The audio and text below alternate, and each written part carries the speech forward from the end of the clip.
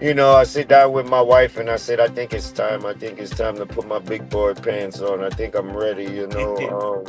I'm mature in my mind as a man to make this step and honor it and keep fighting to get back to the top. Hi, everyone. Thanks so much for tuning in to another episode of Off the Track, a daily racing forum interview series where we go beyond the past performances and the handicapping. This week, a very special guest. He is one of the biggest, smiling, brightest faces in all of horse racing, Kendrick Carmouche, who has really been on a heater as of late. He's been riding grade one winners. He's been hitting milestones with 4,000 victories. And we talk with him all about his career, his life, his journey from Louisiana to Sam Houston over to Philadelphia Park and then up to New York and being one of the top riders on the New York circuit. Kick back and enjoy this conversation with Kendrick Carmouche.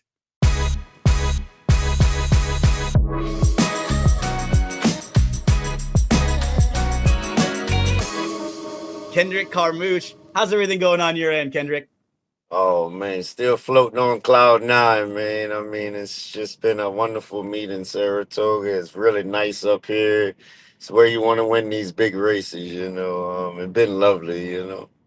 So you and I are talking on Sunday, August the 10th, the day after you just won the Saratoga Oaks aboard Laura Lynn. Let's talk about that gal for just a minute because you've been with her all along. You've had her from the very beginning and you've been perfect aboard her. I have to imagine she's probably one of the more special horses that you've had the opportunity to ride throughout your career. Yeah, I think she's one of the best fillies I ever rode in my career. She got so much class and she does everything so effortless and she just make a jock look want to go out there and ride more like her. When you see those numbers now, 4,000 wins and counting, 7 riding titles at Parks Hall of Famer, riding titles at Aqueduct Fall Meet, Aqueduct Spring Meet. The one that jumped out to me last year, third in the New York standings throughout the entire year. What do those numbers make you feel like? Because I imagine reflecting back when you were 15, 16 and starting, did you ever think that you would have all of those numbers and all of those accolades? No, I couldn't imagine it.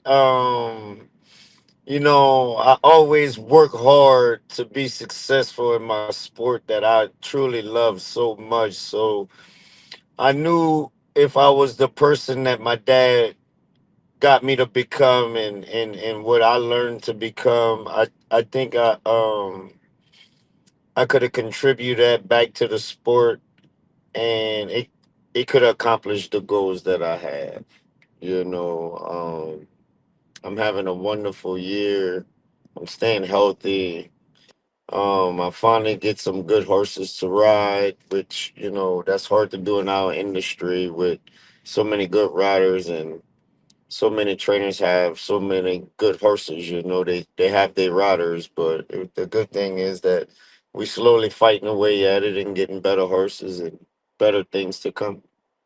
And another one of those horses is Deterministic, who you have also been fantastic with and had some great success. I believe you've been aboard him for 3 races, all 3 wins, a grade 2, then back-to-back grade 1s. All 3 of his best Beyer speed figures in history were when you have been aboard. Talk to us a little bit about him and what he's meant to you. Deterministic. Oh man, wow. Uh, I watched this horse run so many times and and watched so many different riders ride him, and I was like, man, if I can ever just get my hands on that horse. And my agent called me and he said, I think Christophe gonna let you ride Deterministic, and I was like, no way. And I knew once I put my hands on him, I could have make him get better of running his style of running. And as you can see, I mean, grade two, two grade ones in Saratoga. I mean, wow. Kendrick And Carmouche. right? And it's been such a like emotional experience watching you and Miguel together recently, as Miguel has stepped up after the loss of his father. We lost Christoph recently. You've had a loss of your father in the last couple of years, and both of you who basically were brought into the industries by your father, probably taught everything you know by your fathers, had those big losses within the last few years. And to see you both kind of, you especially talking to Miguel about that and sharing that with him, it just felt like it was almost meant to be for you guys right now. Yeah, that's what it. Some things in life, you really can't predict, but this was one of them where it worked out, and that's the way it should have been. That's the way it is. I can say from my standpoint and from what I can see, what Miguel is doing, that's what our dads would wanted us to do. Be more successful than them and carry on the torch. And I think at this point, as you can see, we both doing that to the fullest. I mean, I That's what our always families want from us all, right? They just want things yes, to be easier and yes. better for us than for for my son. That's what I want. And for Yes, yes, yes. And once you accept those things in life, you can always get further in life. And I've been at that point of my life. This is why you've been seeing me getting better and better. I got an agent that Jimmy Riccio. He's a very good agent. I don't have to do two jobs at once, so that's always a plus in our industry. And I can only think about just riding and being successful and making the team, prosper. now, you mentioned your dad a few times. We can kind of go back to the beginning now. I'd imagine for you, growing up with Pops as a jockey, you were probably out at the track a lot, and it was probably early on for you when you were thinking about, jumping aboard horses.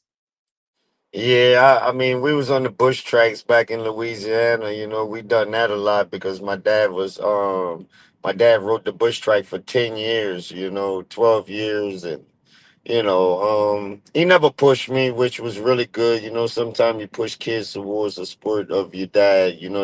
They kind of go the other way, but my dad was very genuine about it. He just kept me around him. I wanted to be around him. I wanted to see what he was doing. I thought he was the best in my eyes. If I wanted to be somebody like somebody, it would be him. And um, as you can see, all these years in past now, I'm sure it's working out pretty good. And one of my favorite trips I ever had the privilege of going to was to Vinton, Louisiana, over at Delta Downs, and that's right Wow. where that's hometown for you, right? You started out at Well, Delta. Well, I can tell you one thing. Before you got the Delta Downs, you crossed the railroad tracks. I was born and raised right there in the trailer park, right before you cross the railroad tracks. And it was like a family affair for you right away, right? I think your first Yes. win was for your cousin, and mom was agent Yep. for you early on. Yep. Yep. Yep. It was wonderful, man. My career has really been like a shining light on a lot of people, and just myself, and you know the people in Louisiana saw me come up, so it means a lot to them. It's all about giving back, and seeing the road that I have took to get where I'm at today, and they understand more. Even my family. They see the sacrifices we all go through each day to be successful in this sport. So you're right away at 16, you're riding, but not long after you go over to Sam Houston, right? And that kind of was one of the big moments in your career, because when you go to Sam Houston, that kind of led you getting over to Philadelphia Park. Yeah, I had some really my mom and my dad knew some really good people, and they ended up calling my mom and my dad and asking them if I could go to Philadelphia. And Randy Allen and Jack Service called me up, an agent in Philly. He was the best agent in Philadelphia, so I just took a shot. My mom and dad said don't pass up on the opportunity, so that was my opportunity. You got to roll with it. You can't. You know say what if I did do it? Nah, I did it. It got me where I'm at. And gosh, Philly Park, Philly Park, Philly Well, Park.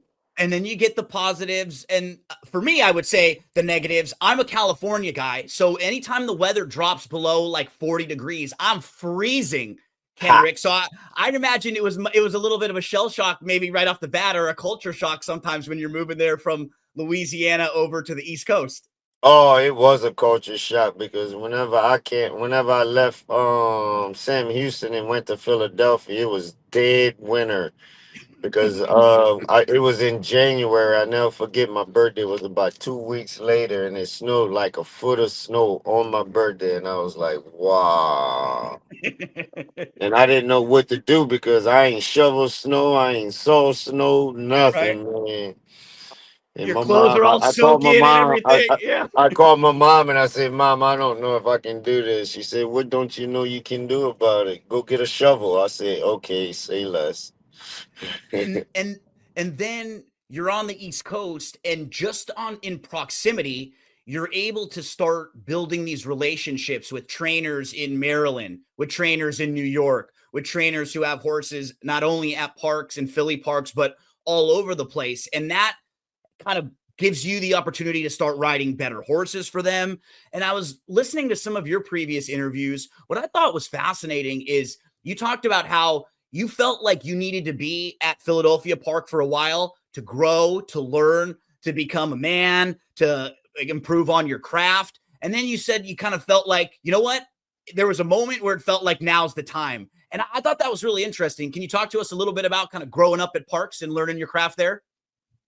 It was all about just staying at one place and making people recognize who you are. You know, a lot of these jockeys want to move around. I wanted to. I thought my plan was to stay there, establish myself in parks, sharpen up my skills, ride day and night wherever I can, ship anywhere to ride for all different trainers because it's gonna be a time where I didn't learn too much for being at parks, and I'm gonna have to move on to learn more. And you know, in 8 9 years traveling from Charlestown to Delaware to Philly to Maryland, you know, I sit down with my wife and I said, I think it's time. I think it's time to put my big boy pants on. I think I'm ready, you know.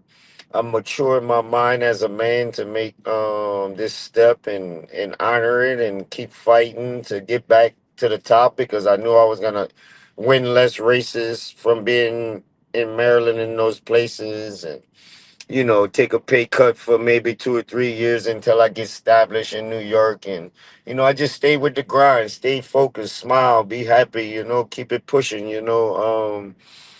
And once I got to the last 2 or 3 years, once I switch over to Jimmy Ricky, you can see how the production went up, you know, the percentage went up, heart status went up, you know. Purse money went up through the roof. Yeah, I ride less horses, do more production, you know. So I'm really honing in on my skills and just wanting to just win on every horse that I ride. You know, it's not one of them that I don't think I can win. One thing that me particularly as a handicapper, as a gambler, I can tell that you have a really good sense of track surfaces, biases, things like that. I thought it was interesting that you mentioned Charlestown in a previous interview that I had read with you about how you really thought that that track helped teach you, how to ride certain ways, how to use speed, how to do certain things. And talk to us a little bit about that because that's a track that's different than some of the other tracks that you're around, right? It's a smaller bull ring track where you have to do things a little differently. Yeah, it's a bull ring. Whenever I lost the bug, I was still green behind the ears. So once I left Philadelphia for like a year or two, I went to Charlestown. In Charlestown, they had very good bull ring jockeys. It was very aggressive. They was really good at the gate. All of those things, and I stayed there back and forward for 2 or 3 years, and man, it sharpened up my skills like really good, really good, really good. I break out the gate better than anybody, and then I started learning how to rate my horses better. Um, Charlestown really, really, really was was the oval, the core of me, being a good jockey, yes, I had to switch off the bull ring to back a mile track, but um it made me who I were, who I am, so it's so much I can say about Charlestown, it made me a good jockey. And then you're making the big move and where you are right now up in New York. What was it like for you initially figuring out the grass races? Because I'd imagine, Oh, right, coming from where you're running and riding in a lot of dirt races, probably a lot of dirt sprints, shorter races, and now all of a sudden there's distance turf marathon routes on the turf that you probably yeah. haven't done a whole lot of. That's a good question because I can tell you, for the first 3 years in New York, man, it was difficult. I wasn't riding the best horse, so I figure, let me use my gate speed to make me winners on the turf course when usually horses don't go gate to wire all the time in Belmont and Aqueduct, but I changed that. I changed the dynamic about that. Yeah. Um, everybody loved that I go to the lead on the Hmm. grass, in New York. But going 6 furlongs, a mile and a 16, a mile and a 8 out the chute. That was all new to me. 6 furlongs, 7 furlongs. So each year got better.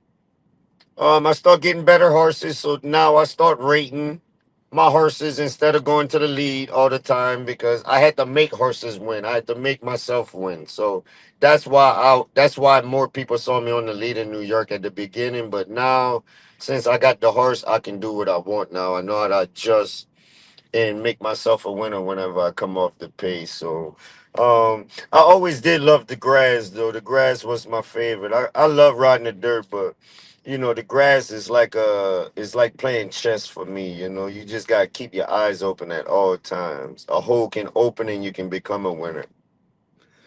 We saw you win 4,000 and there was a big celebration with a lot of the fans and a lot of the people that are the railbirds out there. It seems like you have a really fun connection with a lot of folks, especially over at Aqueduct, where you've become very dominant over the last couple of years. What do you can you talk a little bit about that? Is it just you're having fun and you're addressing the people when they talk to you and you're having a good time? Because it does seem like they really take to you over there at Aqueduct. Yeah, they get mad at me sometime and scream at me sometime because You I feel a lose little pressure, right? sometime. Yeah. So, but they only keeping your mind sharp where you can stay on top of your job. That's the way I look at it. Other people might look at it different, but when they cheer me on, I'm happy. When they boo at me, I'm happy. I just need to zone in and treat everybody the same, treat everybody with respect, and the fans is our biggest asset in our game. So why not give back to them at any chance you can? And I'm that person. I want to. This is my stage. This is my time to promote my sport, promote me, make our industry better. So any chance that I can do that when the camera is on me, or I can make people happy, that's what I'm gonna do because I love my sport. Now, what is it like for you being a black rider in a sport and in an industry where there's not very many other black riders or trainers or even representation where you're watching on the broadcasts all over? You're constantly having milestones and setting records and you're the first since this or the first since that. When I'm hearing that, I love seeing that, but then on the flip side I'm also wondering, gosh, we're in 2025 and there's still firsts for like a first black. I kind of go back and forth with it. Obviously we love that they're milestones, but it seems crazy that even in this time and age you're still setting milestones and records, being the first black rider to do this or the first black rider since then. What does that make you feel like, and how does it make you feel when you see some of those little kids that come up to you and that are probably inspired because you look like them and they think they might be able to do this too? Hey man, the best thing you can do is just keep doing what you're doing.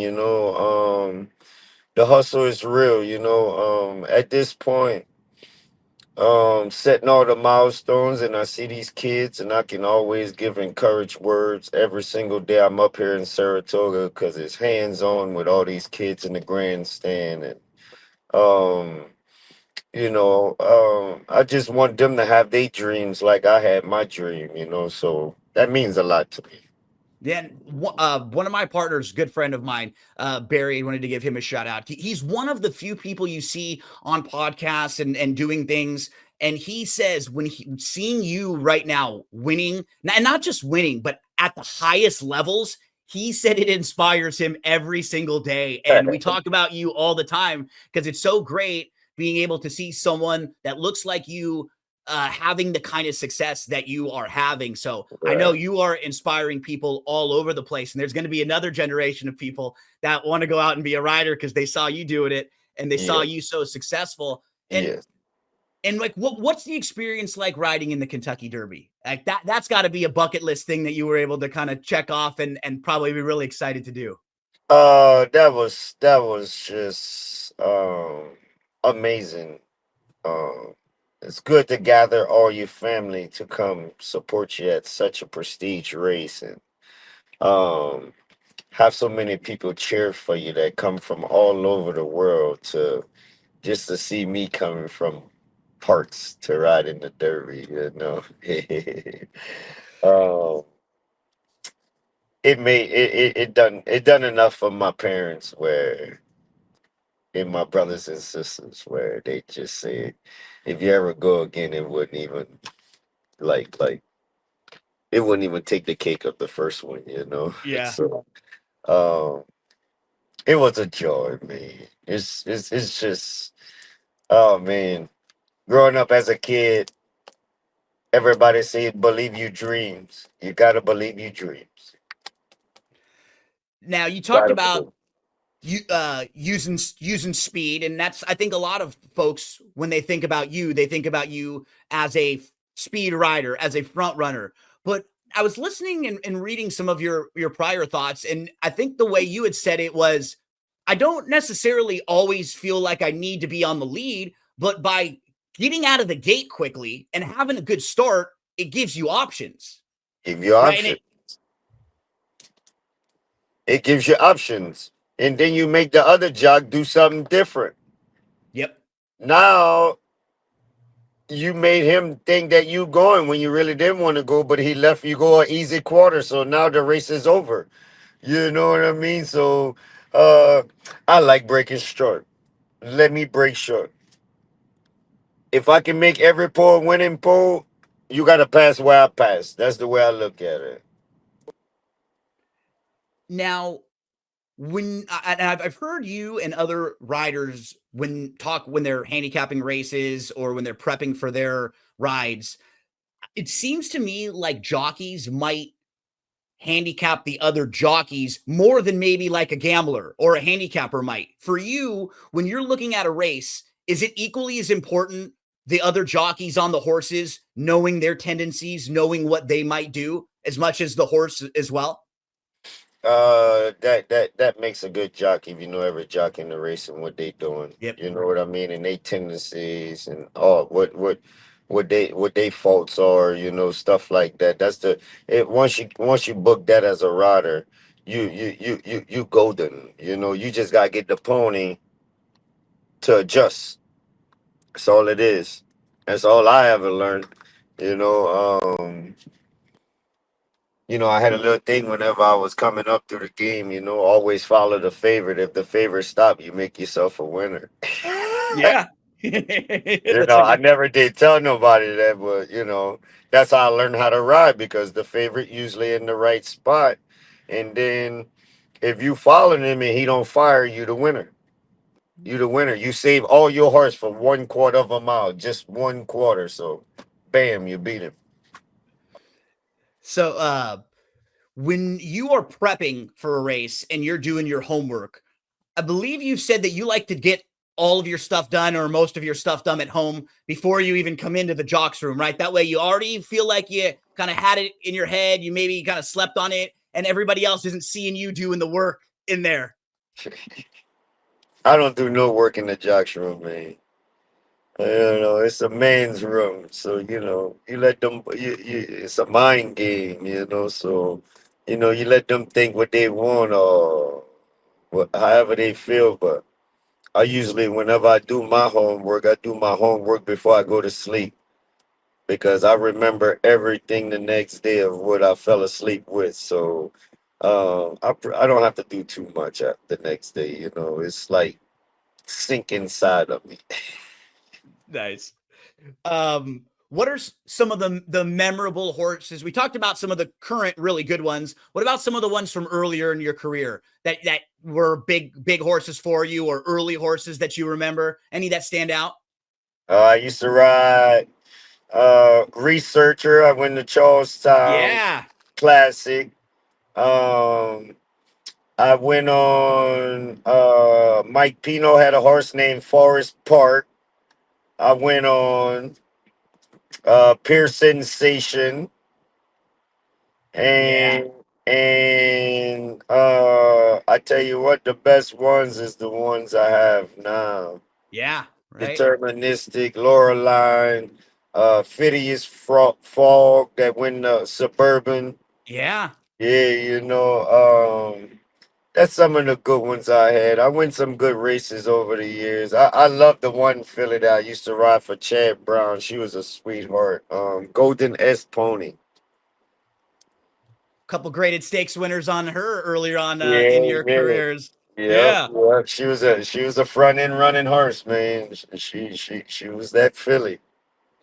Kendrick, what's nice is when you look through your statistics, if you pull up Equibase and you see through the years, you can just see the improvements and the big leaps and bounds every time you decided to make another change. You make the move to Parks, all of a sudden you're winning a lot more races over there. You're the leading rider. Then you make the decision, I'm going to go to New York, probably going to win less races, but win more money. Boom. You see the purses start to improve up little by little. And now you're coming off of your best years ever. Looks like this year you're on par to break all your records with purses, with big victories, with everything. I mean, that's incredible. But for me, seeing you win the George Woolf Award this year, because that is not only on track stuff, that's off track stuff. That's your own peers, all those guys and gals, those jockeys that you've been riding against and competing against, and they all voted that you are one of the best ambassadors in the sport, that they think you are someone with incredible incredible happiness and just an energy that you have overall. Like, that is one of the most respected awards that any jockey can win. Yeah, I really do think so. I've been in the sport all my life. I'm 41 years old, but I put 25 years into the game. And like I said earlier, I thought whatever I saw my dad do whenever I was a kid, I could have perfected just as much as what I saw he didn't done. And I put that in the industry that I'm in. And I respect everybody. I want everybody to be happy. I want everybody to be joyful. So when you're living a good life and you love what you're doing, win, lose or draw, if you make it back safe every day, that's all you can ever ask for. I just love my sport. I'm just a happy-go-lucky person, man. Ain't don't uh, I don't have negative people to come around me because they don't want to come around me because they scared of my happiness, The and energy. Yeah. the energy. So um just love life, man. Enjoy what you do, man. We only get to do it once. There's no such thing as twice in this world. So I'm going out to the fullest. I'm doing it to the fullest. I love my sport. I get a stage to shine on my sport, and I get to represent my sport to the highest of my standards. And that's what I'm gonna do until I retire. Now we've got some fun, quick rapid fire questions for you here towards the end. If you weren't a jockey, what do you think you would be doing for a living? My two thoughts would be, either fishing or cooking some gumbo? It would be. I have a really good passion for cooking, so it would probably be cooking where I can talk to people, stuff like that. Um, Fishing, I mean, man, I can go fishing every day, but I really think it would be cooking. And that's a big thing that you do every year. You have a big gumbo dinner, a cook off where you have an opportunity, like you said, to give back to a lot of the others, to share some of your special home cooking from Louisiana with some of the folks on the East Coast. Is it like a once a year you have it every year at the same time? How does that work? Yeah, so for the TRF, Delbert Retired Foundation, every year in Saratoga in July we put a big old gumbo ball on, and for the last 5 years I've been doing it, and these animals make us a living, and they make us happy, and we always willing to give back to the horses that's retired, and we want to see them have better places just as well as they put us in a better place in our minds, our heart. So I love doing it. I love talking to everybody that come out to support these horses. I just thank them so much. They are very blessed people to support these animals, and it's just a joy, man. My family love it. My wife, my kids love it. They show up every year to help out, and they love it. It's just a joy. Do you get the chance to watch any movies, TV shows, or are you into anything like that? To tell you the truth, I don't watch TV that much, and my days off, I'm usually at the farm helping out with my wife and helping on the farm. Uh, Any sports? Do you follow any sports teams or anything like that? Or yeah, yeah. Me and my wife love some NBA and nice. football, all of that good stuff. And Now your kids are basketball players, right? Is that what I saw? Your no, no, son? my son play lacrosse. Okay. He's an athlete. He play lacrosse. I got a 6'2" son, 16 years old. He never made the jockey cut. No, he wouldn't have made it, right? I don't he would have been a little too big for that. Yeah, yeah, yeah. My daughter, she jumped the show horses. She's magnificent with jumping these show horses. I mean, it's just unbelievable, man. They see the one thing in life. If your kids see you work hard to be successful, they're gonna work just as hard. It's a great way of thinking. What are some of your favorite tracks to ride? And then are there any tracks that you haven't had a chance to ride at that you'd love to so far? I like to go back home to fairgrounds and ride at fairgrounds, some big Nice. races. I never rode at fairgrounds, and I'm from Louisiana. So that would be cool for me. What about a vacation spot? Have you had the chance to take the wife and the family anywhere really nice? Or if you get a chance to get a day or a couple days off, where would you like to go? Oh man, my in-laws just moved to St. Augustine, Florida, so I think the Ooh, next vacation nice. gonna be there. But every now and then we take vacation whenever we off in New York, which is very good. They give us 2 or 3 weeks off, and that really helps. Especially with your body and mind. Go relax with your family. But last place we've been was Aruba. I love Aruba. Aruba is, Woohoo. is gorgeous, man. Nice.